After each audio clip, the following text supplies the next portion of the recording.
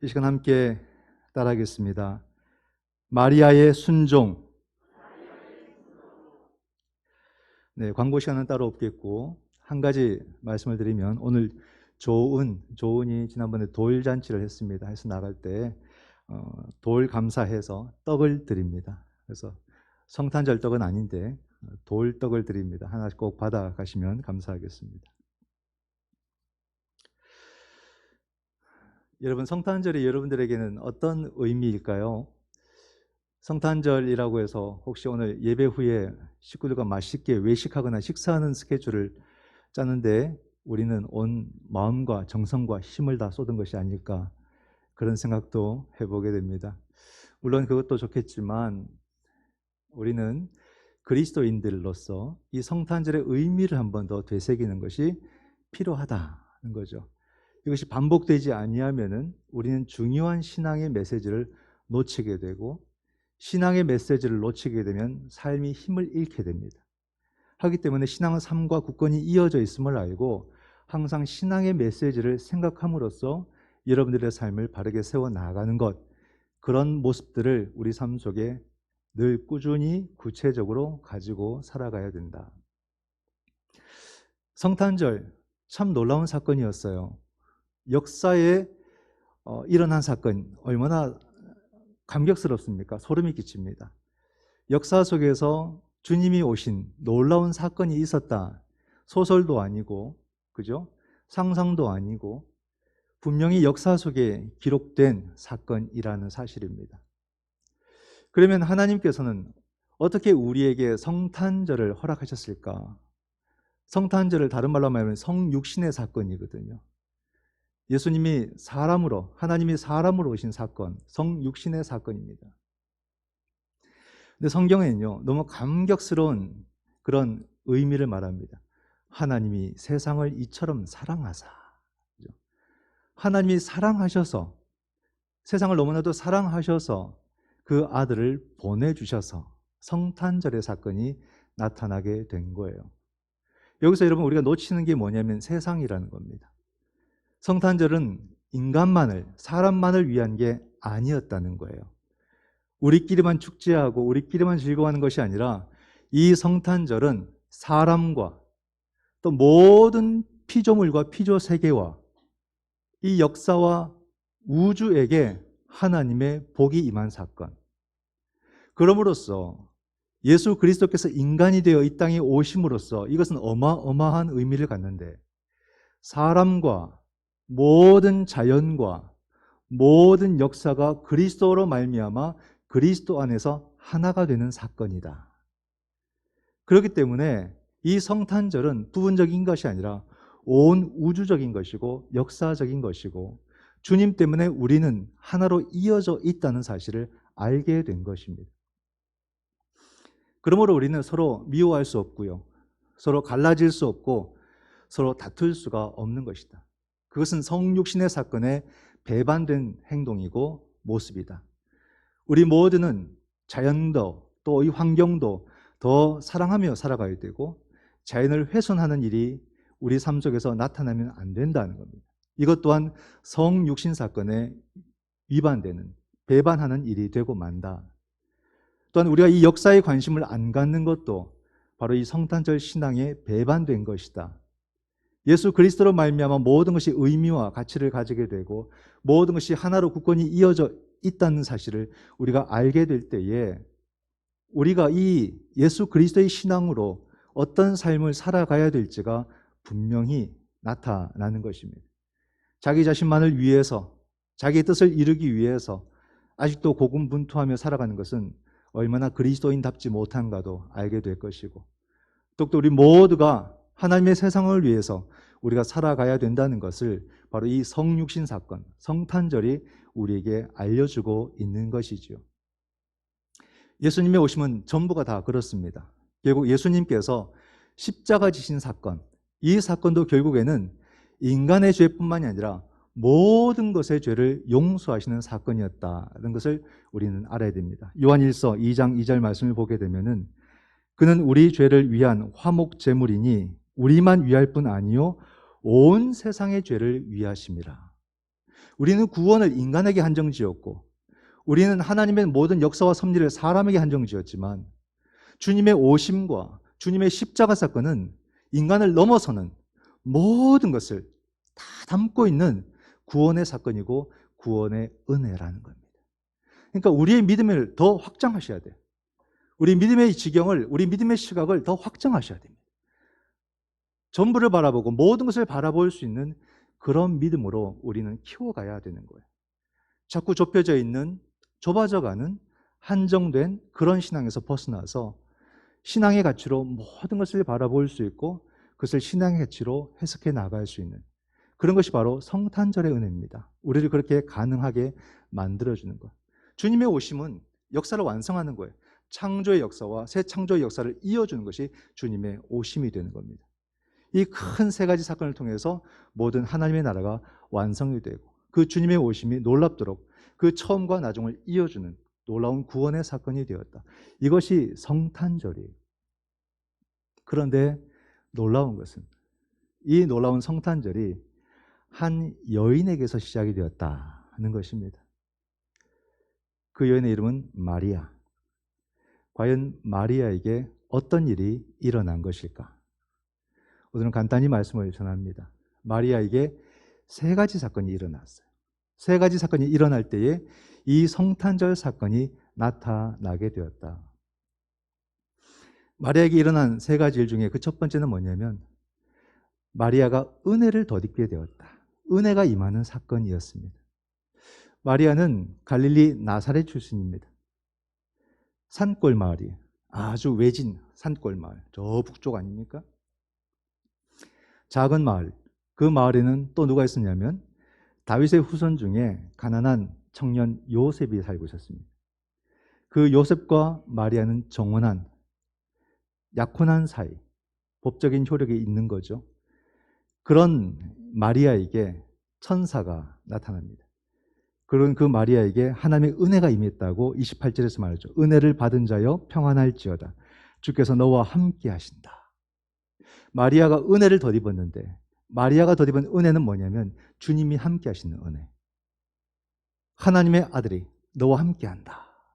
이 은혜를 마리아가 덧입게 되는 겁니다. 마리아는 그 말씀이 처음에는 무슨 말인지 잘 몰랐고 두려웠어요. 그 두려워하는 마리아에게 가브리엘 천사가 다시 말합니다. 30절과 31절에 천사가 이르되 마리아여 무서워하지 말라.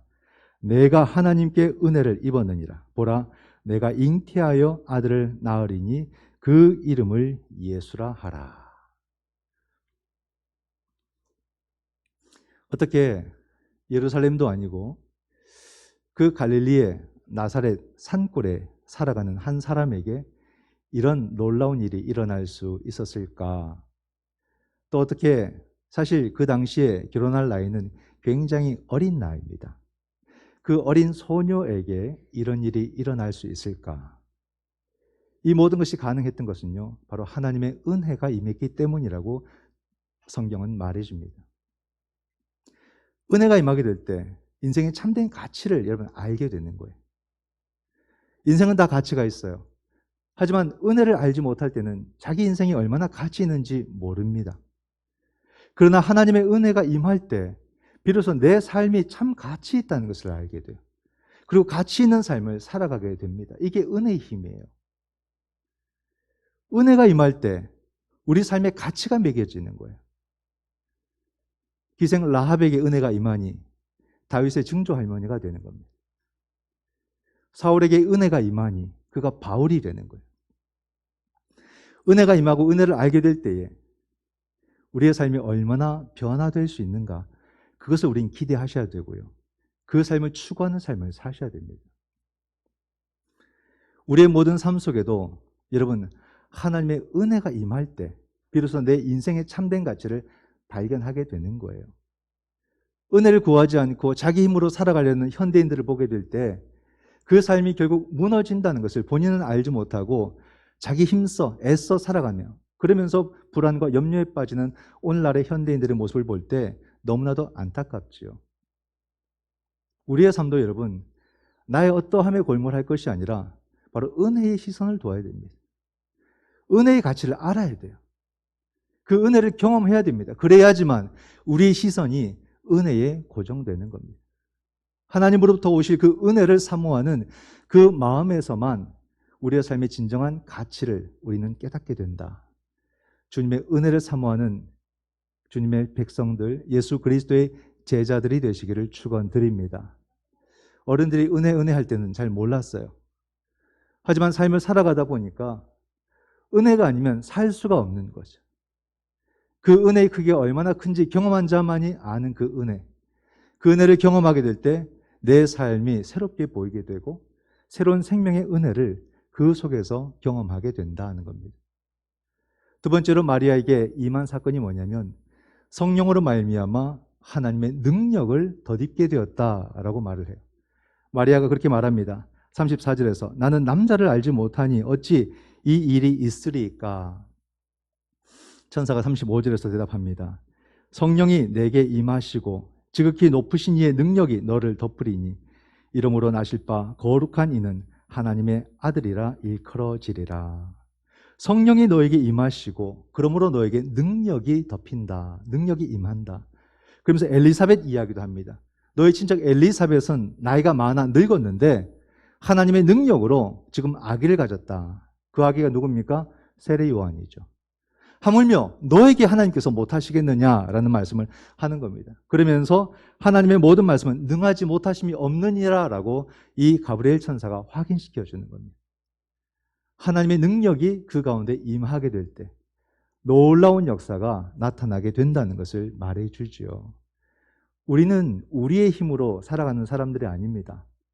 하나님이 우리에게 능력을 주심으로 성령이 우리와 함께 하실 때 우리에게 허락된 그 능력으로 삶을 살아가는 사람들이다. 그리스도인들은 어떤 사람들일까요? 저 세상에서 정말로 훌륭하고 뛰어난 사람들을 모아서 교회를 만들었을까? 역사에 그런 이야기는 없습니다. 무협지처럼 제야의 고수들을 모아가지고 뭔가 이 세상에서 멋있게 싸움을 하는 사람들로 모았을까? 그럴 리가 없습니다. 성경을 보게 되면 지극히 연약한 자들을 불러 모으셨다는 거예요. 지극히 부족한 사람들을 모으셨다는 겁니다. 그리고 그들 위에 성령이 임하심으로 성령의 능력이 덧입혀짐으로 그 사람들은 세상이 감당하지 못할 능력의 종들이 되었다라고 말씀해 주고 있습니다. 우리가 그렇지 않습니까? 내가 무엇을 할 수 있을까? 늘 우리는 우리 자신에 대해서 자신감이 없어요. 그럼에도 불구하고 우리는 놀라운 일들을 하며 살아가고 모든 사람들이 절망하고 불평할 때 우리는 희망을 꿈꾸고 소망을 말하는 사람으로 살아가고 있다 이 말입니다. 이보다 더 놀라운 능력이 어디 있습니까? 희망에 반하는 상황 속에서도 희망을 말할 수 있는 그 능력이 그리스도인들에게 있다는 거예요. 그것이 어떻게 가능합니까? 외워서 그렇게 말합니까? 아니에요. 성령이 우리에게 임하실 때에 내가 알지 못했던 내 힘이 내 안에서 올라오는 것을 우리는 경험하게 되는 거죠. 그렇기 때문에 나의 부족함과 나의 연약함에 집중할 것이 아니라 바로 성령으로 말미암는 하나님의 능력을 사모하는 그런 믿음의 모습을 우리가 가지고 살아가고 성령께서 임하실 때에 우리는 어떤 것이라도 감당할 수 있다라고 하는 그 확신이 우리 속에 차올라야 되는 것입니다. 마리아가 경험한 세 번째 사건이 무엇일까요? 그 세 번째 사건이 바로 순종의 사건입니다. 이 마리아는 그 어린 소녀가 너무나도 놀라운 고백을 합니다. 주의 여종이오니 말씀대로 내게 이루어지이다. 얼마나 놀랍습니까? 말씀대로 내게 이루어질 것입니다. 이 고백을 하는 거예요. 너무나도 감격스럽습니다. 주님의 은혜가 임하고 주님의 능력이 덧입힐 때에 우리가 할 수 있는 것은 순종이라는 거죠. 이 순종 가운데서 하나님의 역사가 시작이 된다는 것을 말해줍니다. 은혜는 나의 역할이 아니에요. 능력은 나의 몫이 아닙니다. 이것은 하나님께로부터 주어지는 거예요. 그러나 중요한 것은 은혜가 우리에게 덧입히고 능력이 덧입힐 때에 우리가 순종할 수 있느냐 없느냐. 순종할 때 비로소 은혜는 은혜가 되고 하나님의 능력은 능력이 된다라는 말이. 순종하는 그 순간에 은혜와 순종이 만날 때에 놀라운 역사가 시작된다는 것을 말해주고 있습니다.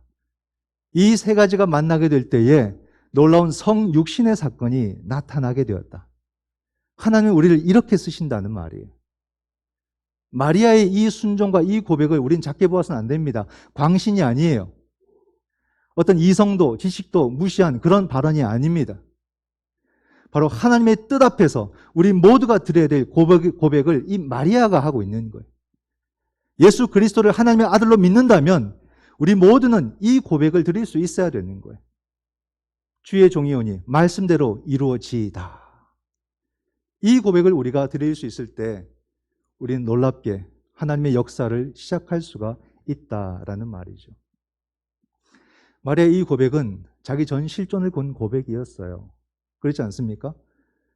마리아가 이 고백을 한다는 것은요, 자신이 어떤 불륜으로 오해받는 것을 감수하겠다는 뜻입니다. 받아들이겠다는 거예요. 마리아가 이 고백을 한 것은요, 그래서 돌에 맞아 죽는 그 시간이 온다면 받아들이겠다는 고백이에요. 그 율법은 그렇거든요. 불륜한 여성, 그러면 임신하게 될 때 돌에 맞아 죽는 것이 결과예요. 그러나 이것을 말씀대로 이루어지이다라고 고백하는 것은 그 상황을 믿음으로 받아들이겠다는 겁니다. 얼마나 놀랍습니까?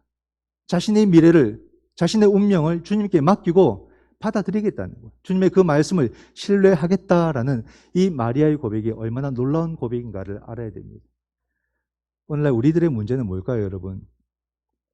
환경의 문제일까요? 물질의 부족함일까요? 우리는 아무래도 마리아보다는 낫습니다. 오늘 우리들의 문제는 뭐냐면 우리의 미래와 우리의 모든 삶을 하나님 앞에 걸고 하나님 앞에 순종하지 못하는, 헌신하지 못하는 순종과 헌신의 결여가 우리의 가장 큰 문제입니다. 우리는 그리스도인으로 살아가면서도 하나님 안에 올인하지 않는 거예요. 예수 그리스도의 그 사명에 올인하지 않는 겁니다. 주님의 뜻 가운데 우리를 부르실 때에 우리는 계산이 이미 하고 있는 거예요. 발빠른 계산을 하고 있는 겁니다. 왜냐하면 나의 뜻도 있기 때문에 어떻게 해야 적절하게 안전지대를 찾아서 믿음의 모양도 갖추면서 내 뜻을 이룰까 이미 그 계산을 하고 있기 때문에 그 은혜는 은혜되지 못하고 능력은 나타나지 못하는 것입니다. 마리아를 쓰신 하나님은요, 모든 사람을 다 쓰실 수가 있으세요. 그러나 아무나 쓰지 않습니다. 자기의 모든 미래를 하나님께 걸고 하나님께 순종할 수 있고 그 하나님의 말씀을 끝까지 신뢰하는 그 사람을 하나님은 쓰신다라는 것을 말씀해 주고 있습니다. 여러분, 오늘날 우리가 그리스도인으로 산다는 게 뭔가를 다시 한번 잘 생각해 보십시오. 내 모든 삶은 하나님께 달려있고 내 미래는 하나님께 맡깁니다 라는 그 하나님에 대한 굳건한 신뢰가 우리 속에 있는가? 그럼으로써 하나님을 향한 그 말씀 앞에 우리는 순종할 수 있는 그 믿음의 결단이 우리 속에 있는가? 이걸 잘 생각해 보셔야 됩니다. 예수를 믿으면서도 적절히 나의 욕망과 이 믿음을 잘 섞어서 그렇게 살아가는, 그러므로 난 참 똑똑하고 난 지혜롭다, 적당한 이익을 얻고 살아가는 내 삶이 참 좋다 스스로 만족하고 있지 않은지, 우리의 모든 삶이 정말로 주님의 그 부르심 앞에 나의 전 미래를 주께 걸고 헌신하고 순종할 수 있는 그 믿음, 그러므로 하나님의 역사를 기대하는 내 삶이 있는지 우리는 이것을 한번 다시 돌아보아야 되는 것입니다. 여러분, 성탄절은요, 한 사람만의 또는 한 가정의 또는 한 공동체의 그런 기쁨과 복된 소식이 아니라 바로 이 주님의 오심은 모든 세상의 복된 소식이라고 말합니다. 이 복된 소식이 모든 세상에 전해지게 된 것은 한 여인이 바로 은혜를 덧입고 성령의 능력을 덧입고 그 앞에서 순종하게 될 때 나타난 사건이에요. 그렇기 때문에 오늘 우리도 무엇을 해야 될지, 어떤 삶을 살아야 될지가 너무나도 선명합니다. 주님의 은혜를 정말로 사모하는 그런 그리스도인이 되어야 되고, 내 힘이 아니라 성령의 능력을 덧입기를 원하는 그런 그리스도인이 되어야 되고, 그러므로 그 은혜와 능력이 우리 가운데 임할 때에 나의 모든 미래를 주님께 맡기고 순종할 수 있는 그런 그리스도인이 될 때 우리는 또다시 이 복된 소식을 세상에 전할 수 있을 것입니다. 특별히 바이러스로 인해서 온 세계가 생명의 두려움과 불안 속에 살아가고 있을 때에 우리는 다시 생명의 주께서 이 시간 가운데, 이 역사 가운데 다시 생명을 일으키실 것이고 모든 생명을 보호하실 것이라는 이 복된 소식을 우리는 순종함으로 전해야 될 것입니다. 그러므로 여러분, 주님의 은혜를 더 사모하시고 성령의 능력으로 우리는 그 앞에 순종하게 될 때에 하나님의 귀한 역사 가운데 쓰임받는 저와 여러분의 복된 삶이 되시기를 주님의 이름으로 축원드립니다. 아멘. 기도하겠습니다.